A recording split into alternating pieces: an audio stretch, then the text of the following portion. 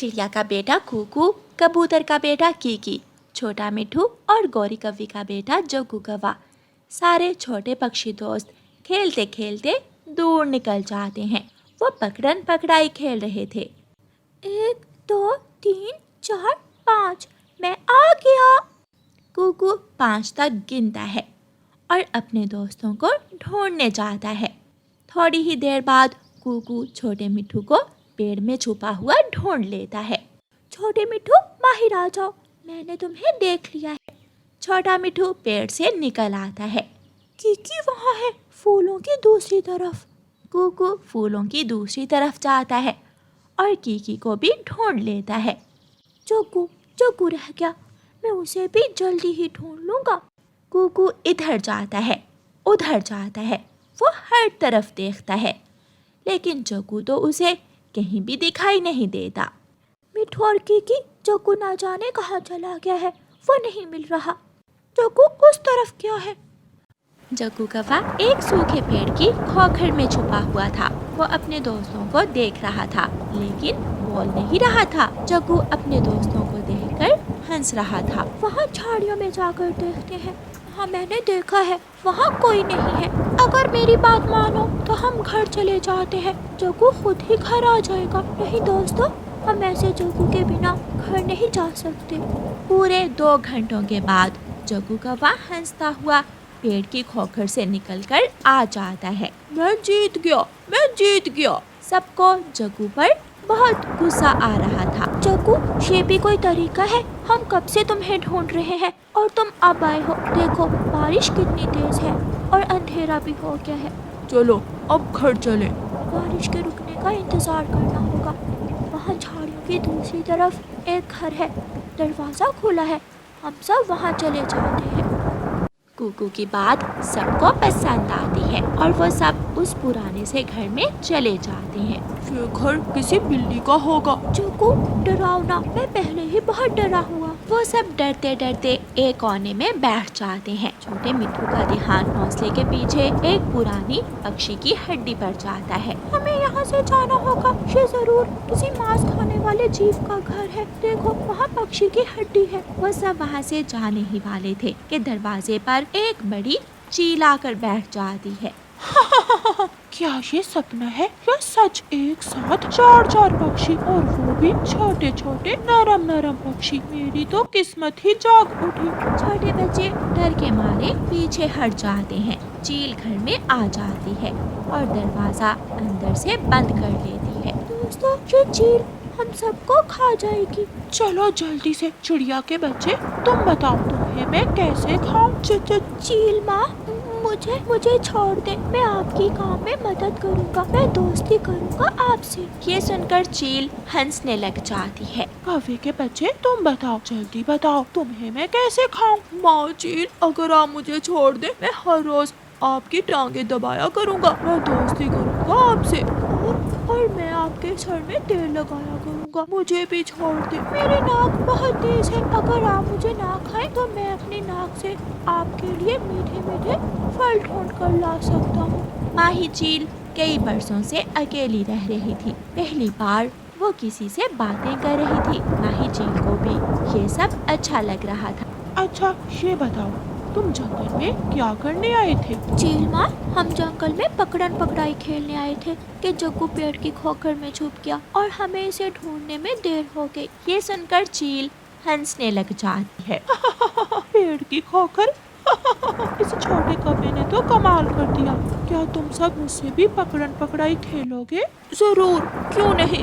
अगर आप हमारी दोस्त बन जाओ तो आज से मेरी और आपकी दोस्ती पक्की हुई। मैं कल आपका इंतजार करूँ। चलो मैं आप सबको आपके घर तक छोड़ आती हूँ। फिर माही चील बच्चों को साथ लेकर उनके घर तक जाती है। माही चील रानो चिड़िया के घर जाती। चील माँ, हम सब मेरे घर में जाएंगे, अब आप चली जाएं। खिड़की से कूकू की मम्मा चील को बच्चों से बातें करते हुए देखकर बहुत हैरान थी। मैं कल आपका इंतजार करूंगी। मेरे दोस्तों, जिंदगी में पहली बार मुझसे किसी ने दोस्ती की है, मुझे धोखा मत देना। ऐसे कहते हुए चील रोने लग जाती है। सारे बच्चे एक साथ बोलते हैं, चील माँ, हम अपनी दोस्त चील को कभी नहीं छोड़ेंगे, प्रॉमिस। घर जाकर कुकू अपनी मम्मा को सारी बात बताता है। फिर ऐसे हमारी चील माँ से दोस्ती हो गई। लेकिन मम्मा चिड़िया को अभी तक बच्चों की बातों पर विश्वास नहीं हो रहा था। प्यारे दोस्तों, इस कहानी को लाइक, अपने दोस्तों के साथ शेयर और चैनल को सब्सक्राइब करना बिल्कुल मत भूलना। आपका धन्यवाद। शादी के कई महीनों बाद टूनी चिड़िया माँ बनती है। उसके अंडे से एक प्यारी सी बेटी निकलती है और वो उसका नाम सोन चिड़िया रखती है। टूनी चिड़िया अपनी बेटी का बहुत ख्याल रखती थी। सोन चिड़िया के कुछ मांगने से पहले ही टूनी चिड़िया उसे दे देती थी। टूनी चिड़िया के ज्यादा प्यार से सोन चिड़िया बहुत बिगड़ गई थी। वो दिन भर खाती और सोती रहती थी। एक दिन वो अपनी माँ से कहती है, मम्मी कुछ खाने को दो, मुझे बहुत जोरों की भूख लगी है। अरे सोन बेटी, मैंने तुझे अभी अभी तो खाने को दिया था और तुझे फिर से भूख लग गई तो थोड़ी देर रुक जा, मैं अभी तेरे लिए गुलाब जामुन लेकर आती हूँ। क्या कहा माँ? गुलाब जामुन? जल्दी लेकर आओ, बहुत दिन हो गए गुलाब जामुन खाए, आज तो मजा ही आ जाएगा। माँ चिड़िया गुलाब जामुन लेने जाती है और गुलाब जामुन से भरा कटोरा लाकर सोन चिड़िया के सामने रख देती है। गुलाब जामुन को देखते ही सोन चिड़िया गुलाब जामुन पर टूट पड़ती है। माँ, थोड़ी और गुलाब जामुन है तो मुझे दे दो, मेरा पेट अभी भरा नहीं है। बस हो जा सोन चिड़िया, जब देखो तेरा ये पेट खाली ही रहता है, तूने बहुत गुलाब जामुन खा लिए हैं। इसी तरह समय गुजरता गया और सोन चिड़िया खाने के अलावा और कोई काम ना करती थी। बेटी चल, आज मैं तुझे घर बनाना सिखाती हूँ। नहीं माँ, मुझे घर बनाने की कोई जरूरत नहीं है, क्योंकि मैं तो आपके बनाए हुए घर में रहती हूँ। फिर एक दिन सोन चिड़िया की माँ अपनी बेटी से कहती है, सोन बेटी चल, मैं तुझे खाना बनाना सिखाती हूँ। नहीं माँ, मैं खाना बनाना क्यों सीखूंगी, तुम हो ना, मैं आपके पंखों का बना हुआ खाना ही खा लूंगी। देखो बेटी, अब तू बड़ी हो गई है और मुझे तेरी शादी की चिंता सताई जा रही है। जब पराए घर में जाएगी तो कैसे घर को चलाएगी? माँ, जब समय आएगा मैं देख लूंगी। जो भी होता, सोन चिड़िया कोई काम ना करती। फिर एक दिन सोन चिड़िया को एक चिड़ा पसंद आ जाता है और वो अपनी माँ से कहती है, माँ मुझे एक चिड़ा पसंद आ गया है, मैं उससे शादी करना चाहती हूँ। मुझे कोई एतराज नहीं है बेटी। फिर सोन चिड़िया की माँ अपनी बेटी की शादी धूमधाम से कर देती है। अपने घर जाकर सोन चिड़िया का पति सोन चिड़िया से कहता है, सोन चिड़िया चल तू जल्दी से खाना बना ले और मैं बाहर से लकड़ियाँ लेकर आता हूँ। सोन चिड़िया का पति जंगल लकड़ियाँ लेने चला जाता है। सोन चिड़िया को तो खाना बनाना नहीं आता था। वो परेशान हो जाती है और अपनी माँ को फोन लगाती है। हाँ बोल बेटी, क्या तू ठीक भी है? हाँ माँ, मैं तो ठीक हूँ, मुझे जल्दी जल्दी बताएं कि आलू मटर की सब्जी कैसे बनाते हैं। ये सुनकर सोन चिड़िया की माँ उसे कहती है, अब पता चला ना, जब मैं कहती थी कि खाना बनाना सीख लो तो तुम मेरी सुनी अनसुनी कर देती थी। फिर सोन चिड़िया अपनी माँ से पूछ पूछ कर आलू मटर बना लेती है। अरे सोन चिड़िया, ये कैसी हंडिया बनाई है तूने, इसका कोई स्वाद ही नहीं है। पति जी आप चिंता ना करें, मैं आहिस्ता आहिस्ता सब सीख लूंगी। सोन चिड़िया को सब कामों में बहुत दिक्कत होती थी। अब वो उस वक़्त को लेकर पछता रही थी जब उसकी माँ काम करती और वो सोई रहती थी। कुछ दिनों बाद सोन चिड़िया माँ बनने वाली हो जाती है और वो अपने पति से कहती है, पति जी मैं कुछ दिनों के लिए अपनी माँ के घर जाना चाहती हूँ। मैं माँ से सीख लूंगी कि छोटे बच्चे का पालन पोषण कैसे करते हैं। पति मान जाता है और सोन चिड़िया अपनी माँ के घर आ जाती है। माँ, जब तक मैं अंडा नहीं दे देती तब तक मैं आपसे घर के सारे काम सीखूंगी, क्योंकि मुझे पता चल गया है कि एक बेटी चिड़िया के लिए घर के काम सीखना कितना जरूरी होता है। तो फिर चल आज दाल बनाते हैं। फिर माँ चिड़िया अपनी बेटी को दाल बनाना सिखाती है, उसे सब्जी बनाना सिखाती है। फिर वो अपनी बेटी को घर बनाना सिखाती है। फिर कुछ दिनों बाद सोन चिड़िया एक अंडा देती है और उस अंडे से एक छोटी सी बेटी चिड़िया निकलती है। देखो सोन बेटी, क्या अब तुम चाहोगी कि तेरी बेटी कोई काम ना सीखे और जैसे शादी के बाद तुझे परेशानी हुई इसे भी हो? नहीं नहीं माँ, जो गलतियाँ मुझसे हुई हैं मैं अब वो क्यों कर दोहराऊंगी। मैं अपनी बेटी को घर चलाने के सारे तरीके बताऊंगी ताकि कल इसे अपने घर जाकर कोई परेशानी ना हो। फिर वो माँ बेटी हंसने लगती हैं और सोन चिड़िया अपनी बेटी को लेकर अपने घर चली जाती है। प्यारे दोस्तों, इस कहानी को लाइक, अपने दोस्तों के साथ शेयर और चैनल को सब्सक्राइब करना बिल्कुल मत भूलना। आपका धन्यवाद। अपने बच्चों का दाना ढूंढते ढूंढते छोटी चिड़िया इंसानों की बस्ती तक पहुंच जाती है। किसान और उसकी पत्नी खेत में काम कर रहे थे। पति जी, हमारी चने की फसल तैयार हो गई है, मगर जंगली जीव बहुत नुकसान कर रहे हैं। जंगली जीव और पक्षी भी, पक्षियों ने सारी फसल उजाड़ दी है। चिड़िया किसान और उसकी पत्नी की बातें सुनकर वहाँ जाती है। माँ जी, अगर मैं आपकी फसल की रखवाली करूँ तो बदले में आप मुझे दाना दे देना। चिड़िया, तुम्हारी बात ठीक है, हम बहुत परेशान हैं। हम जैसे ही घर जाते हैं जंगली जीव फसल बर्बाद कर देते हैं। तुम हमारे खेत की रखवाली करो और हम तुम्हें बदले में दाना दे दिया करेंगे। ऐसे चिड़िया किसान के खेत की रखवाली करने लगती है। किसान और उसकी पत्नी निश्चिंत होकर घर चले जाते और चिड़िया एक ऊंचे पेड़ पर बैठकर जोर जोर से घंटी बजाती रहती। घंटी का शोर सुनकर कोई भी पक्षी या जंगली जीव किसान की फसल की तरफ ना आता।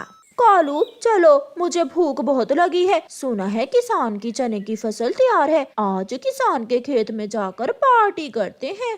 दाना, चोरी का दाना खाने में तो मजा ही कुछ और है। वो दोनों पति पत्नी किसान के खेत की तरफ जाते हैं। वो जाकर बीज खेत के बैठ जाते हैं। चिड़िया भी कौवों को देखकर वहाँ आ जाती है। कौवो, जाओ, भागो यहाँ से, मैं इस खेत की रखवाली कर रही हूँ। चिड़िया, हम भी पक्षी, तुम भी पक्षी, क्या तुम हमें किसान के खेत से दाना नहीं खाने दोगी? 2 दाने लो और चले जाओ, मैं तुम्हें सारी फसल खराब नहीं करने दूंगी। कौवा कहते हैं मुझे, जो दिल में आता है मैं करता हूँ, जो दिल में आता है मैं वो खाता हूँ। चल गोरी, देख लूंगा मैं। गुस्से में कौवा और कौवी वहाँ से चले जाते हैं और चिड़िया फिर से ऊंचे पेड़ पर बैठकर घंटी बजाने लगती है। शाम को चिड़िया अपने बच्चों के लिए दाना लेकर घर चली जाती है। कालू जी, उस छोटी चिड़िया ने बहुत बेइज्जती की है मेरी। अब अगर किसान का पूरा खेत बर्बाद ना किया तो मुझे सुकून नहीं मिलेगा। होगा, किसान का पूरा खेत जरूर बर्बाद होगा। चलो, रात हो गई है, बोरी उठाओ और किसान के खेत से फसल चुरा कर लाते हैं। कौवा और कौवी अपने घर से निकलते हैं और सीधे किसान के खेत में जाते हैं। वो किसान के खेत से चने तोड़ तोड़ कर बोरी भर लेते हैं। कालू, बोझ ज्यादा हो गया है, बस करो, बाकी का काम कल करेंगे। कौवा और कौवी फसल चुराकर जंगल वापस चले जाते हैं। सुबह हो जाती है। किसान की पत्नी जब खेत में आती है तो आधी फसल बर्बाद हो चुकी थी। चिड़िया भी आ जाती है। चिड़िया, ये क्या हुआ? किसी ने सारी फसल बर्बाद कर दी और तुझे पता ही नहीं चला। माँ जी, कल दुष्ट कौवे आए थे, मैंने उन्हें खेत से भगा दिया। ये काम उन्होंने ही गुस्से में किया होगा, मगर आप चिंता न करें, मैं उन्हें पकड़कर ही दम लूंगी। अगर जाल की जरूरत है तो वो मेरे पास है। माँ जी, आप मुझे एक मजबूत जाल और एक रस्सी दे दें, बाकी का काम मैं खुद कर लूंगी। फिर चिड़िया किसान की पत्नी से एक मजबूत जाल और एक लंबी रस्सी ले लेती है। शाम होते ही चिड़िया वो जाल चने की फसल में लगा देती है और छुप कर बैठ जाती है। अगर आज कौवे आए तो बचकर नहीं जाएंगे। माँ, तुम अचानक, सब ठीक तो है? गोरी बेटी, तेरे भाई ने भेजा है, अगर घर में अनाज है तो मुझे कुछ दे दो।